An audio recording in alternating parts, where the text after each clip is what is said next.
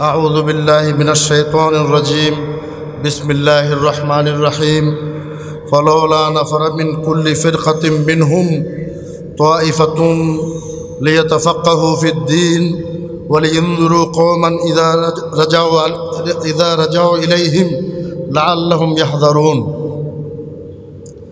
قال رسول الله صلى الله عليه وسلم لا تزال طائفة من أمتي ظاهرين على الحق لا يضرهم من خذلهم حتى يأتي أمر الله وعن أنس عن النبي صلى الله عليه وسلم لا تزال أمتي بخير ما إذا قالت صدقت وإذا حكمت عدلت وإذا استرحمت رحمت أو كما قال عليه الصلاة والسلام وقال رسول الله صلى الله عليه وسلم بلغوا عني ولو آية ألا فليبلغ الشاهد الغائب وأيضا قال رسول الله صلى الله عليه وسلم يسرا ولا تعسرا بشرا ولا تنفرا اتفقا ولا تختلفا وقال رسول الله صلى الله عليه وسلم لا يؤمن أحدكم حتى أكون أحب إليه من والده وولده والناس أجمعين وقال ناعت الرسول صلى الله عليه وسلم في الشمائل للإمام الترمذي من رآه بديهة هابه ومن خالطه معرفة أحبه ولم أر مثله قط আজকে হযরত শাহ ওলিউল্লাহ মুহাদ্দিস দেহলভী রহমতুল্লাহ আলাইহির চিন্তাধারা দারুল উলুম দেওবন্দের ইতিহাস ঐতিহ্য এবং হযরত শেখুল ইসলাম আল্লামা আহমদ শফি সাহেবের জীবন ও কর্মশীর্ষক আলোচনা এবং বিশেষ দোয়া মাহফিল এই অনুষ্ঠানের সভাপতিত্ব করছেন ইসলামী ঐক্য জোটের সভাপতি এবং ইসলামিক ফাউন্ডেশন বাংলাদেশের গভর্নর, যিনি আমাকে এই অনুষ্ঠানটি করার জন্যে চট্টগ্রামে গিয়ে প্রস্তাব দিয়েছেন এবং উনার চিন্তা থেকে এই বিষয়টি উনি ঠিক করেছেন। এমন একটি বিষয় যে বিষয়কে আমরা আরবি এবং উর্দু ভাষায় বলতে পারি জামে মানে অথবা মন্তেকি এবং ফলসফি ইসলাহে বলতে পারি তরদান ও আকসান। এই ধরনের একটা বিষয়, এটা আমাদের মেজবাহুর রহমান চৌধুরী সাহেব উনি ঠিক করেছেন। এই বিষয়টা আসলে সেমিনারের বিষয়। একদিন, 2 দিন, 3 দিন সেমিনার হবে। এই বিষয় থেকে শাখা প্রশাখা বাহির হবে। ওই শাখা প্রশাখার উপর আর্টিকেল উপস্থাপন করা হবে। ওই আর্টিকেলের উপর আবার মুদাখালা হবে। এই আর্টিকেলের উপর আবার মুদাখালা হবে। তারপরে বিশাল একটা বই বাহির হবে, যে বইয়ের মধ্যে এই আর্টিকেলগুলো ছাপানো হবে। ভবিষ্যতে আল্লামা আহমদ শফি সাহেবের উপর এরকম করতে হবে। সেটা ইনশাআল্লাহ আমরা দায়িত্ব নেব এবং আমাদের ফাউন্ডেশন থেকে আমরা ছাপিয়ে দেব ইনশাআল্লাহ। এরকম একটা করতে হবে। আরেকটা জেনারেল অনুষ্ঠান হচ্ছে আগামী 31 তারিখ আমাদের সাতকানিয়ায়। ওখানে লক্ষাধিক মানুষ হবে। হাটহাজারী থেকে আসবেন, নানুপুর থেকে আসবেন, পটিয়া থেকে আসবেন, আমাদের বুহারি সাহেবরা আসবেন, সবাই আসবেন। হাটহাজারী থেকে 3 জন মুহতামিম ওনারাও আসবেন, নানুপুর থেকে সব জায়গা থেকে আসবেন। ওখানে লক্ষাধিক মানুষ হবে। এখান থেকে আমাদের হাফিজুর রহমান কুয়াকাটাও যাবে, কলরব শিল্পগোষ্ঠীও যাবে।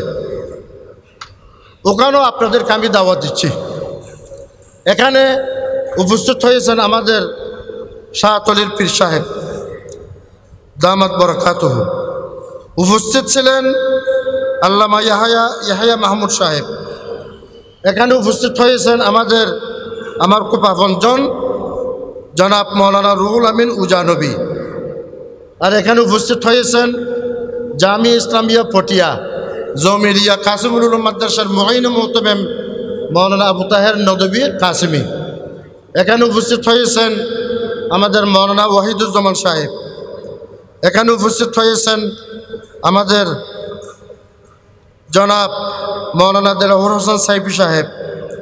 এখানে উপস্থিত হয়েছেন জনাব মৌলানা উবাইদুল কাদের নদভী সাহেব। এখানে উপস্থিত হয়েছেন জনাব মৌলানা নজির আহমদ সাহেব, আসছেন না? আর এখানে উপস্থিত হয়েছেন জনাব মৌলানা মুফতি মোহাম্মদ আলী সাহেব। এখানে উপস্থিত হয়েছেন জনাব মৌলানা সালমান সাহেব, হয়েছেন নাকি? আসছেন না? আর এখানে উপস্থিত হয়েছেন আমাদের ফরিদাবাদ মাদ্রাসার মুহাদ্দিস আদ-দ্বীন ও এমাদউদ্দিন, as-সালাতু এমাদউদ্দিন, উনি উপস্থিত হয়েছেন। আর এখানে উপস্থিত হয়েছেন আরও অনেক উলামায়ে কেরাম, যে মুফতি নাসিরউদ্দিন সাহেব, যেহেতু আমি ঢাকার মানুষটা সবাইকে ভালো করে চিনি না। আর এখানে আমাদের তনজিম বোর্ডের জনাব মৌলানা কি নায়েবে সদর শাহ আলম সাহেব উপস্থিত হয়েছেন। পাশে আরেকজন মুফতি সাহেব উপস্থিত হয়েছেন।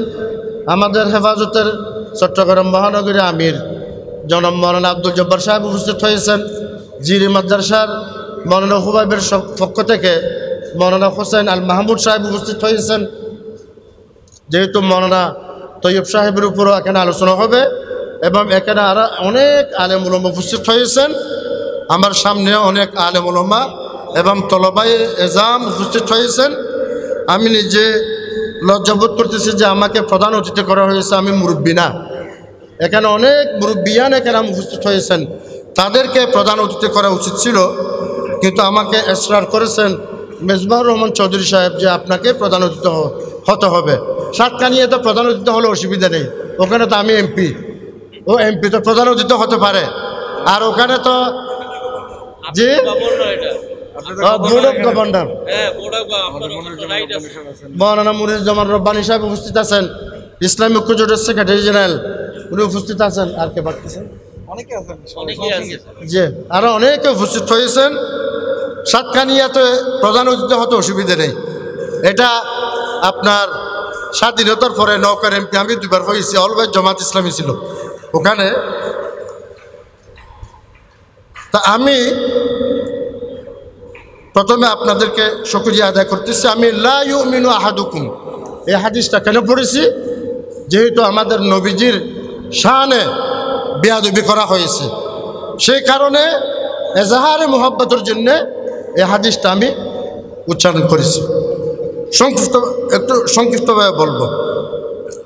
এরপরে তাইফাতুন লিয়াতাফাক্কাহু ফিদ্দীন, তারিখে দারুল উলুম দেওবন্দ।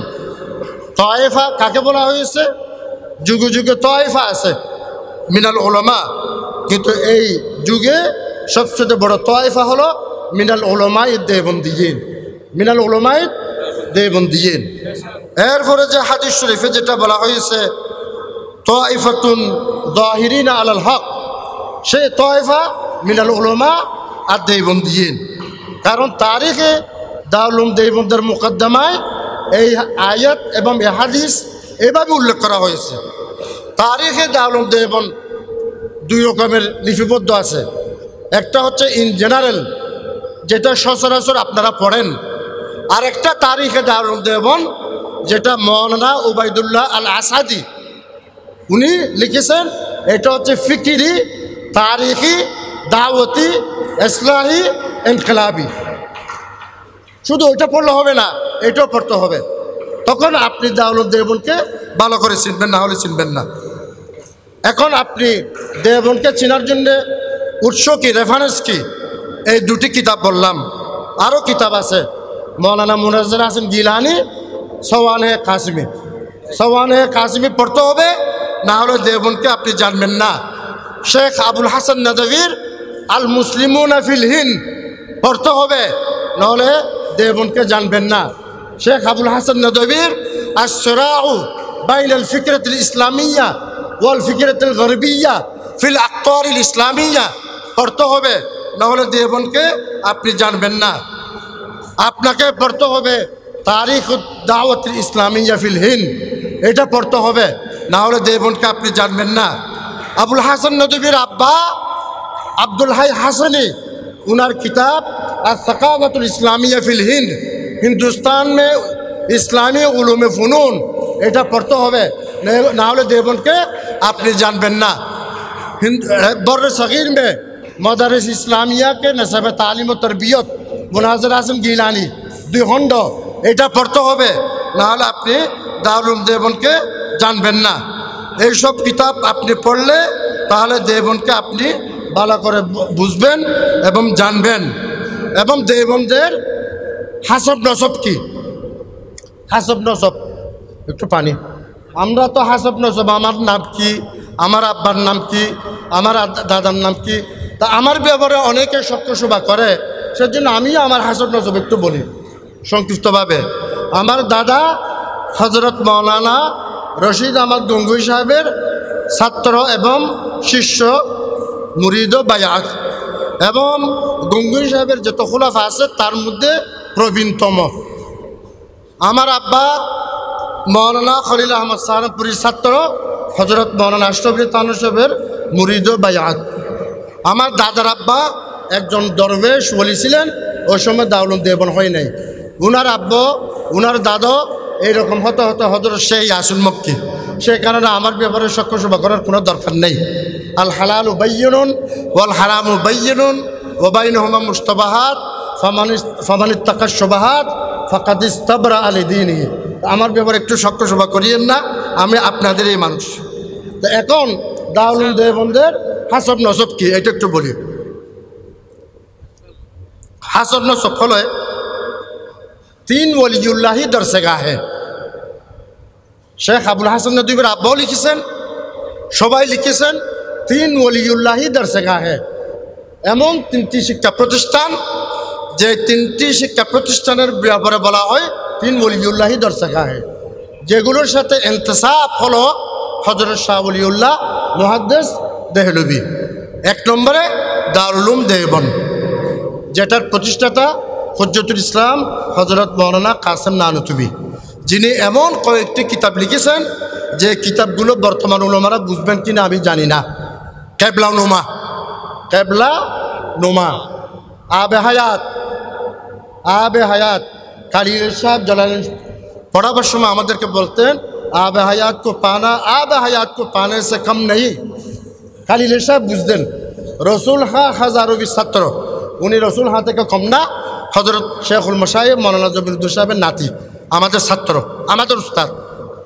আবা হায়াত, কেবলানুমা, তাকারির দিল পজির, মুবাহাসে শাহজাহানপুর, এগুলো হচ্ছে মৌলানা কাসেম নানুতুবির মেন কিতাব। এগুলো বুঝলেও না বুঝলেও পড়া দরকার, 1 বার 2 বার 3 বার পড়লে একটু বুঝবেন। তাহলে কাসেম নানুতুবি কি বাস্তবে কি হুজ্জতুল ইসলাম ছিলেন সেটা আপনাদের বুঝে আসবে যদি এই কিতাবগুলো পড়েন। আমি মোটামুটি পড়েছি আলহামদুলিল্লাহ, সব কিতাবগুলো মোটামুটি পড়েছি। তাহলে হযরত শাহ ওলিউল্লাহ মুহাদ্দিস দেহলভী, যিনি ইসলামিক ব্যক্তিত্ব, ইসলামিক তশখুসকে হেফাজত করছেন বর্র সগীর ভারত উপমহাদেশে, ইসলামী শরীয়তকে জমানার মুক্তাজায় হাল মতো পেশ করেছেন। সেই ওলিউল্লাহ দেহলভীর ব্যাপারে আরব উলামারা বলেছেন লাউ সাবাকা বিহি জামানু লাউদ্দা মিনাল মুজতাহিদিন আল কিবার। লাউ সাবাকা বিহি জামানু লাউদ্দা মিনাল মুজতাহিদিন আল কিবার। আগের জমানায় ইমাম আবু হানিফা মালিকের জমানায় যদি উনি পয়দা হতেন তাহলে উনি মুজতাহিদ মুতলক হতেন। কি হতেন? মুজতাহিদ মুতলক। হযরত শাহ ওলিউল্লাহ মুহাদ্দিস দেহলভী এইরকম একজন ব্যক্তিত্ব ছিল যার মধ্যে ওয়াসতিয়ত ছিল। ওয়াকাযালিকা জাআলনাকুম উম্মাতান ওয়াসাতা, এই ওয়াসতিয়তের গুণ ছিল। হযরত শাহ ওলিউল্লাহ মুসলিহ এবং মুজাদ্দিদ ছিল। তার জমানায় একজন রব্বানি সাহেবে কারামত বুজুর্গ ছিলেন। ওই বুজুর্গের নাম কি? মির্জা মজাহার জানে জানা শহীদ। মির্জা মজাহার জানে জানা শহীদ উনার ওই জমানায়। তো শাহ ওলিউল্লাহ পর্যন্ত দারুল উলুম দেওবন্দের হাসব নসব পৌঁছে যায়। শাহ ওলিউল্লাহ পর্যন্ত মজাহের উলুম সাহারানপুরের হাসব নসব পৌঁছে যায়। হজরত শাহ ওলিউল্লাহ পর্যন্ত নদওয়াতুল উলামার হাসব নসব পৌঁছে যায়। সেই কারণে এই তিনটি এটা দরিয়া বকুজা, লং ইতিহাস, সবগুলো বলা যাবে না। দরিয়া বকুজা। এখন বর্তমান আলেমরা ফার্সি জানেন কিনা? আমরা ফার্সি পড়ছি, আবার ফার্সি পড়েছি, আপনারাও পড়ছেন না? হ্যাঁ, তাহলে কিছু ফার্সি শের বলবো আমি। তো দরিয়া বকুজা। তো এখন এই শাহ ওলিউল্লাহ পর্যন্ত এই হাসব নসব এইভাবে পৌঁছে গেছে, যার কারণে তিন ওলিউল্লাহি দরসগাহে বলা হয় এই তিনটে প্রতিষ্ঠানকে। কিন্তু নদওয়াতুল উলামা সাহারানপুর এবং দেওবন্দ থেকে জুনিয়র হলেও আবার হাসব নসবের দিক থেকে একটু সিনিয়র, হাসব নসবের দিকে একটু সিনিয়র। কেন? নদওয়াতুল উলামার বাণী হলো মোহাম্মদ আলী মুঙ্গিরি, উনি খলিফা ছিলেন ওয়াইসে করণীয় জমানা ফজলুর রহমান গঞ্জমুরাদাবাদী, যার কাছে জামির উলুম কানপুর থেকে এসে হজরত মৌলানা আশরাফ আলী থানভী দেখা করতেন এবং কুশাল এবং ইক্কু নিয়ে আসতেন। যেহেতু উনি ইক্কু কুশাল পছন্দ করতেন, হজরত থানভী আসতেন।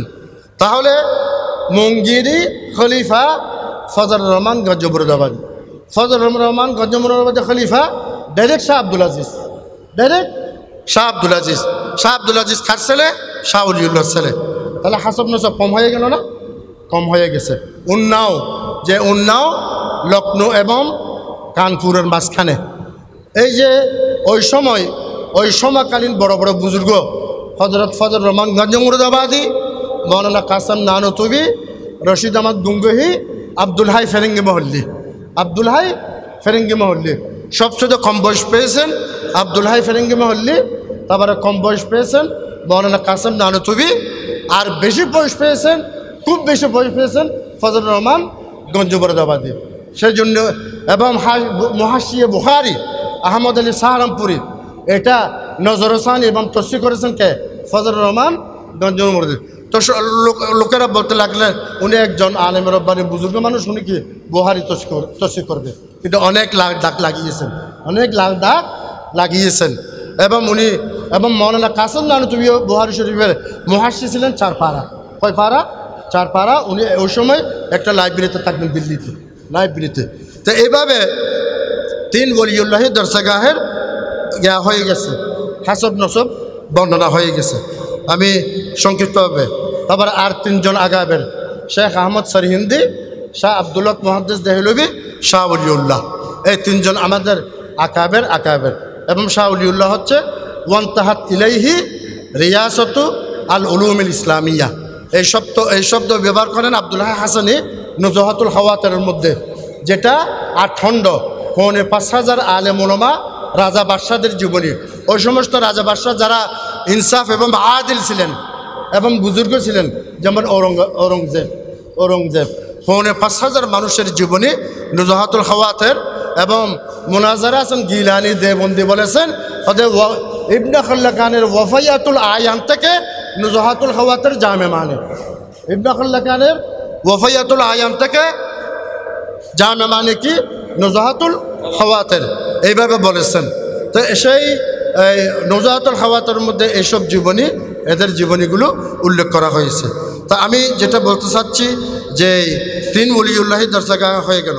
এরপর আরেকটা কথা বলবো যে বক্তৃতার মধ্যে আবেগের দরকার আছে, অসুবিধা নেই। বক্তৃতার মধ্যে সুর হাঙ্গামারও দরকার আছে, অসুবিধা নেই। নারায়ে তাকবীর বলারও দরকার আছে, কোনো অসুবিধা নেই। হ্যাঁ, কোনো অসুবিধা নেই। ইসলামের মধ্যে তো জজবা লাগবে, ইসলামের মধ্যে তো একটু জজবা লাগবে, কিন্তু একটু নিয়ন্ত্রিত হওয়া উচিত। শুধু সুর হাঙ্গামা করে বক্তৃতা শুরু করা, শেষ করা, কোরআন হাদিসের কথা না বলা, হেদায়েতের কথা না বলা, এইরকম বক্তৃতা আবার পছন্দনীয় নয়। এরকম বক্তৃতা আবেগ বড় করে বক্তৃতা দেওয়া কোনো অসুবিধা নেই, কিন্তু মাঝে মধ্যে হেদায়েতের কথা বলা উচিত। আমাদের বড় আকাবেরদের মধ্যে হযরত শিবলি রহমতুল্লাহি আলাইহি, উনি ওয়াজ করতেন, সুর হাঙ্গামা করতেন না, লক্ষ লক্ষ মানুষ হেদায়েত হয়ে যেত, মানুষে আবার মরে যেত আবার মাঝে মধ্যে।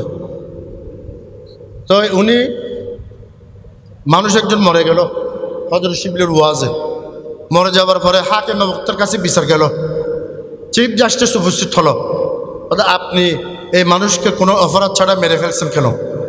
উনি কি উত্তর দিয়েছেন, রূহুন হান্নাত, রূহুন হান্নাত ফারান্নাত ফাদুইয়াত ফাস্তাজাবাত ফামা যামবি। রূহুন হান্নাত ফারান্নাত ফাদুইয়াত ফাস্তাজাবাত ফামা যামবি।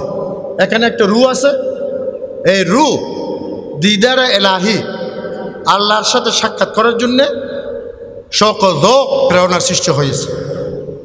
ফারান্নাত, ইক্কে ইক্কে কান্না করতে লাগলো। ফাদুইয়াত, উপর থেকে আওয়াজ আসলো তুমি আমার কাছে চলে আসো। ফাস্তাজাবাত, লব্বেক করে চলে গেছে আল্লাহর কাছে। ফামা যামবি, আমার দোষ কি, আমার দোষ কি? এখানে তো জজবার সাথে বড় বড় উচ্চস্বরে তো ওয়াজ করেন নেই। এবং সিরাতে শহীদ আহমদ শহীদে উল্লেখ করা আছে, আবুল হাসান নাদভী, যে শহীদ আহমদ শহীদের মাধ্যমে শুধু বাঙ্গালে যত মানুষ হেদায়েত হয়েছে তাদের সংখ্যা 2 কোটি। কত? 2 কোটি। 2 কোটি মানুষ হেদায়েত হয়েছে শহীদ আহমদ শহীদের। উনি তো হাঙ্গামা করেন নাই। এরপরে কাসেম নানতুবি হাঙ্গামা করতেন না, কিন্তু ওয়াজ কীরকম ছিল? তবলিগ জমাত, যে পুরো দুনিয়াতে, পুরো বিশ্বে, পুরো দুনিয়াতে তবলিগ জমাত মানুষের রূহ কলবকে জয় করছে, কিন্তু ওয়াইজ কে ছিলেন? হজরত মৌলানা ইউসুফ খানদালভি, হায়াতুস সাহাবার লেখক। উনি তো হাঙ্গামা করতেন না। হায়াতুস সাহাবার লেখক, উনি ওয়াজ করলে মানুষ বেহুশ হয়ে যেত। হায়াতুস সাহাবার লেখক পুরো দুনিয়ার কলবকে জয় করছে, কিন্তু হাঙ্গামা করতেন না। ফটিয়ার মুফতি আজিজুল হক সাহেব ওয়াজ করতেন, মানুষ বেহুশ হয়ে যেত, হাঙ্গামা করতেন না। আমাদেরকে পড়াবার সময় কারিলি সাহেব বলতেন, খতিব আজম মৌলানা সিদ্দিক সাহেব, ফটিয়া মুফতি আজিজুল হক সাহেব, দুইজনের ওয়াজের মধ্যে পার্থক্য কী? অর্থাৎ পার্থক্য এটা, অর্থাৎ খতিব আজমের ওয়াজ হলো ইলমি ফিকিরি ইস্তেদলালি, ইলমি ফিকিরি ইস্তেদলালি। নেদায়ে আন্দালিবু হামদায়ে গুল, এইভাবে পড়তেন না? নেদায়ে আন্দালিবু হামদায়ে গুল, নিশানে কুদরতে আখা লেখে কুল। গলা একটু মোটা মোটা, আমার তালই, আমার তালই। এই খতিব আজমের ইলমি ফিকিরি ইস্তেদলালি। মুফতি আজিজুল হক সাহেবের ওয়াজ কীরকম? যৌকি উজদানি রুহানি, যৌকি উজদানি রুহানি, এটা হচ্ছে ফরক দুজনের ওয়াজের মধ্যে। তো ওরা তো হাঙ্গামা করতেন না, ওরা তো হাঙ্গামা করতেন না। এইভাবে সুপে সুপে আমাদেরকে হেদায়েত কাজ করতে হবে, মানুষকে হেদায়েত করতে হবে। যেই রকম হযরত শেখুল ইসলাম আল্লামা আহমদ শফী সাহেব করেছেন। আমার সাথে উনার সম্পর্ক ছাত্র জীবন থেকে, ফটিয়া ছাত্র থাকা অবস্থায় ওয়াজ শুনতাম সুন্নতের উপর, বেদাতের বিরুদ্ধে, কিন্তু 89 থেকে ওনার সাথে গভীর সম্পর্ক। কুয়েতের ডেলিগেশন নিয়ে যেতাম, মদিনা বিশ্ববিদ্যালয়ের ডেলিগেশন নিয়ে যেতাম, এবং উনি আমাকে একবার বলছেন যে দৌড়ে হাদিসে যান। আমি সুযোগ মনে করছি, কারণ ফটিয়ার ফারেক হাটহাজারিতে মুহাদ্দিস হয় না, হাটহাজারির ফারেক ফটিয়াতে মুহাদ্দিস হয় না। আমি সুযোগ মনে করে কুয়েতের গেস্টকে নিয়ে চলে গেছি। 1400 স্টুডেন্ট ছিল ওই সময়। জুনায়েদ বাবুনগর হিসেবে আমার পাশে ছিলেন। আমি 1.5 ঘন্টা মুসলিম শরীফের দরজ দিছি ওখানে। খতিব আজম শুধু তার জন্য অনুমতি ছিল, এখন আমিও দিয়ে দিছি, সুযোগ পাইছি দিয়ে দিছি। তো সেই আল্লামা আহমদ শফী সাহেব সেই রকম ব্যক্তিত্ব ছিল।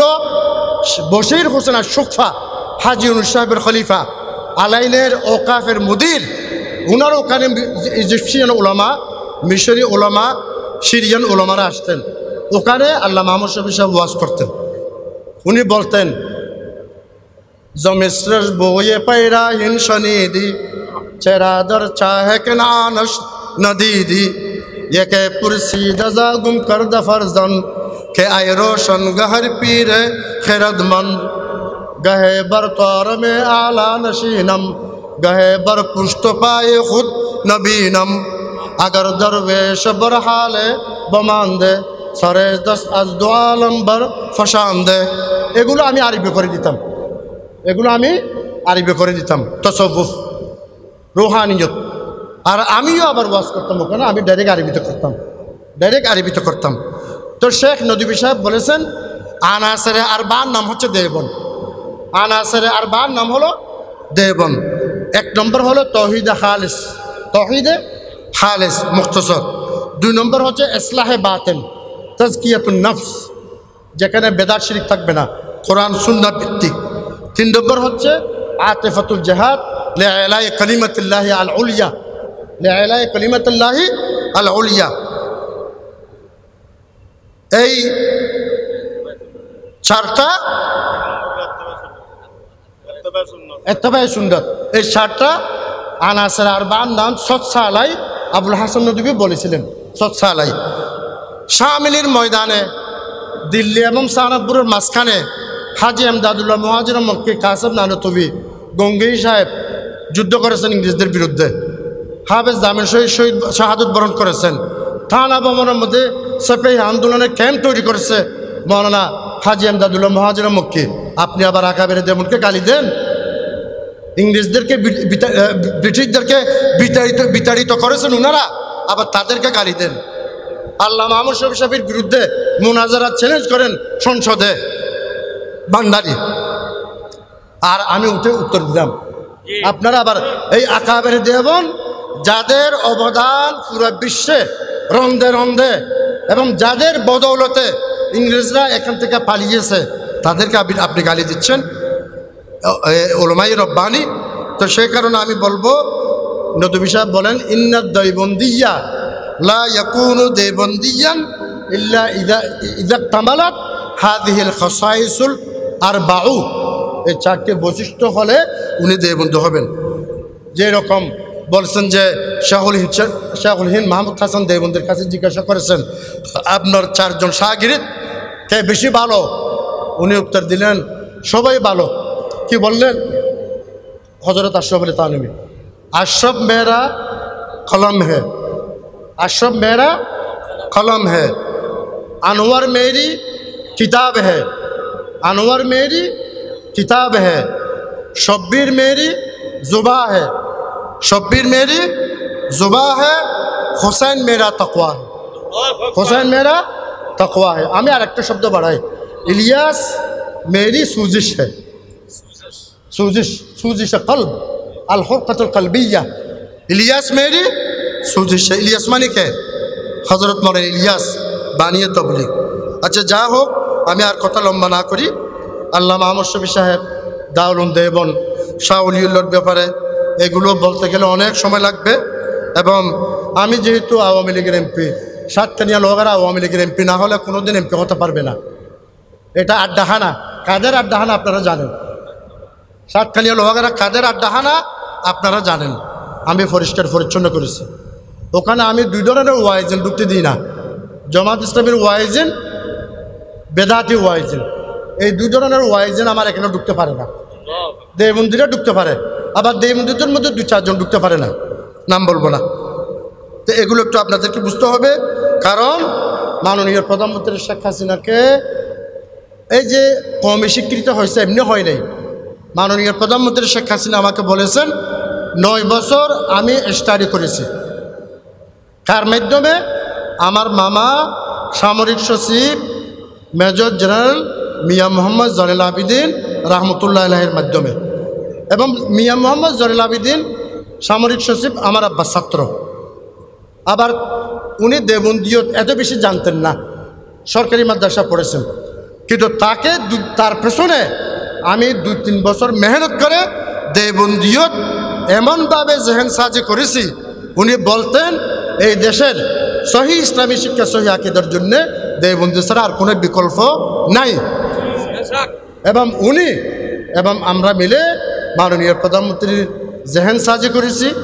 দেওবন্দিয়ত স্বীকৃত হয়েছে পৃথিবীর ইতিহাসে, পুরা বিশ্বের ইতিহাসে পার্লামেন্টে পাশ করা। আবার দেওবন্দিয়তের উপর, আকাবের দেওবন্দির উপর, উসুল হাস্তাগানের উপর, মজাহেবে আরবার উপর, মসালেকে তরিকতের উপর এইরকম রেসালা যে সংসদ ভবন বাইর করছে, পৃথিবীর ইতিহাসে এরকম হয় নাই। আমি এটার উপর সংসদে বক্তৃতা দিয়েছি এবং রাশেদ খান মেননের বিরুদ্ধে বক্তৃতা দিয়েছি। কে বলেছেন? মাননীয় প্রধানমন্ত্রী আমাকে বলেছেন বক্তৃতা দিতে। তো তো এক পর্যায়ে মাননীয় প্রধানমন্ত্রীকে আমি বললাম, রাশেদ খান মেননের শাস্তি তো অনেক হয়ে গেছে, এখন আন্দোলন বন্ধ হলে ভালো না, হয়তো আরও চলুক, আরও শাস্তি হতে হবে, আরও চলুক। সে কারণে মাননীয় প্রধানমন্ত্রী শেখ হাসিনার মধ্যে যে ইসলামী দরদ আছে, এটা আপনারা কল্পনা করতে পারবেন না। 560টি মডেল মসজিদ, 8,723 কোটি টাকা, 1400 বছর ইতিহাসে এইরকম বড় ফান্ড, 8,723 কোটি টাকা, 560টি মডেল মসজিদ, যে মসজিদগুলো নিয়ে আমরা পরিকল্পনা করতেছি আপনাদের মতো যোগ্য আলেমদেরকে খতিব বানাবো, ইমাম বানাবো, 1 লক্ষ টাকা বেতন, 50-60 হাজার টাকা বেতন, সহি আকীদার মানুষকে ঢুকাবো। সব মসজিদগুলো কাজ চলতেছে। সাতকানিয়া লোহাগাড়ার মধ্যে লোহাগাড়া হয়ে গেছে, আগামী 6 মাস পর থেকে নিয়োগের কাজ শুরু হবে। কওমি স্বীকৃতি 560টি মডেল মসজিদ, দারুল আরকম, ইসলামিক ফাউন্ডেশনের যারা কর্মরত ছিলেন, কষ্ট পাচ্ছেন, আমি এবং মেজবার রহমান সাহেব দুজন মিলে একটা সমাধান করে দেব ইনশাআল্লাহ। কোনো সমস্যা হবে না, সমাধান করতে হবে যে কোনোভাবে। মাননীয় প্রধানমন্ত্রী জানেন না, জানলে যাদের কারণে হয়েছে তারা শাস্তিও পেতে পারে, যাদের কারণে হয়েছে। এই কাজগুলো আমরা করব। আর এরপরে মাননীয় প্রধানমন্ত্রী, যাকে উম্মুল ইনসানিয়া বলা হয়েছে, আমাকে সাথে নিয়ে গেলেন রোহিঙ্গা ক্যাম্পে 2.5-3 বছর আগে, এবং আমাকে বললেন আরব বিশ্বের সাথে, মুসলিম বিশ্বের সাথে আপনার সম্পর্ক রয়েছে, আপনি এখানে কাজ করেন। আমি উনার বলার পর থেকে 3 বছর থেকে আজ পর্যন্ত রোহিঙ্গাদের জন্য কাজ বন্ধ করি নাই।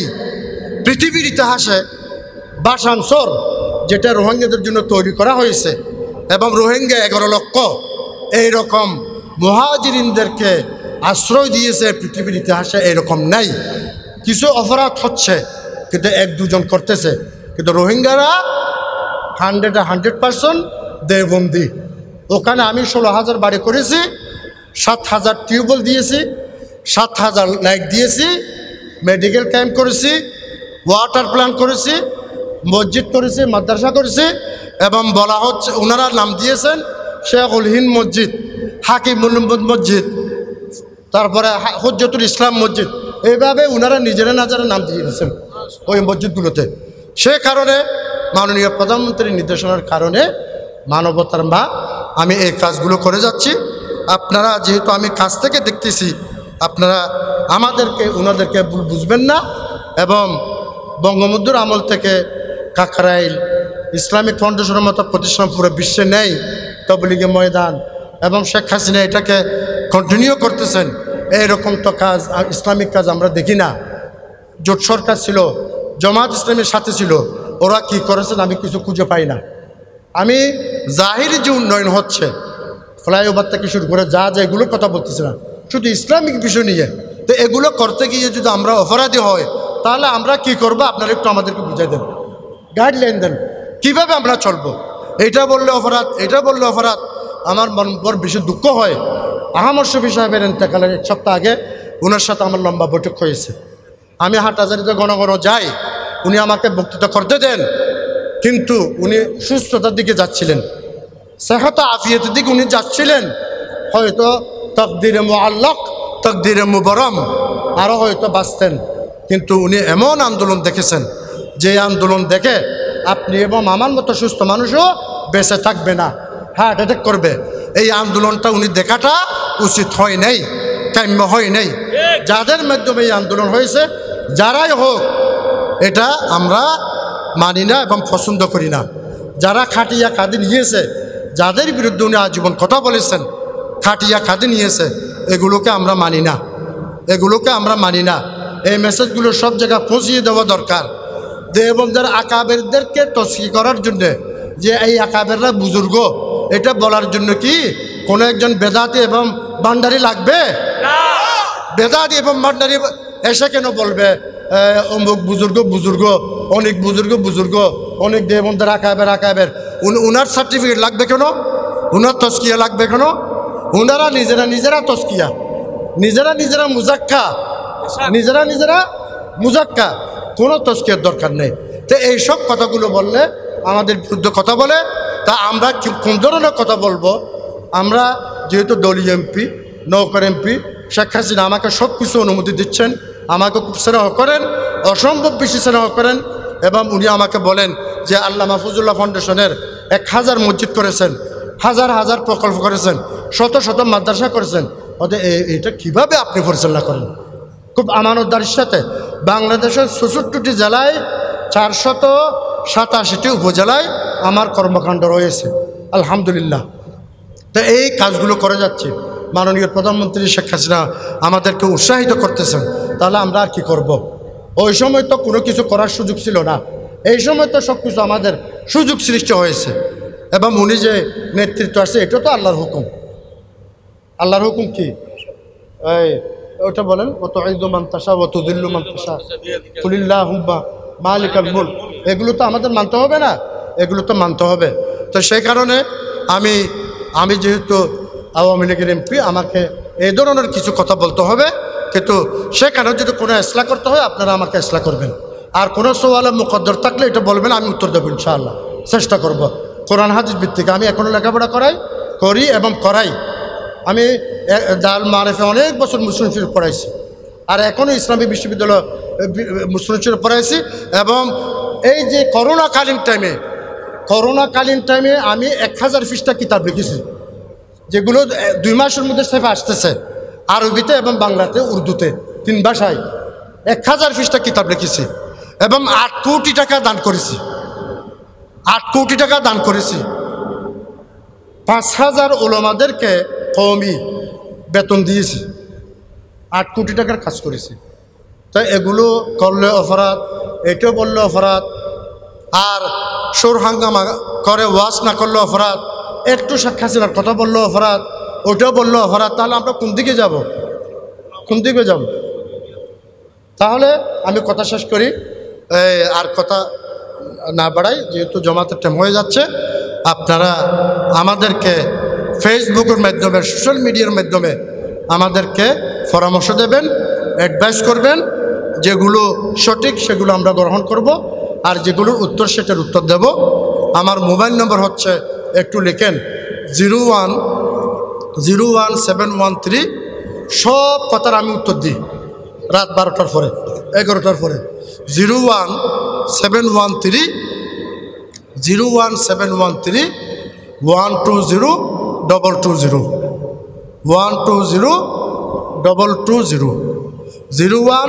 01713 120 220।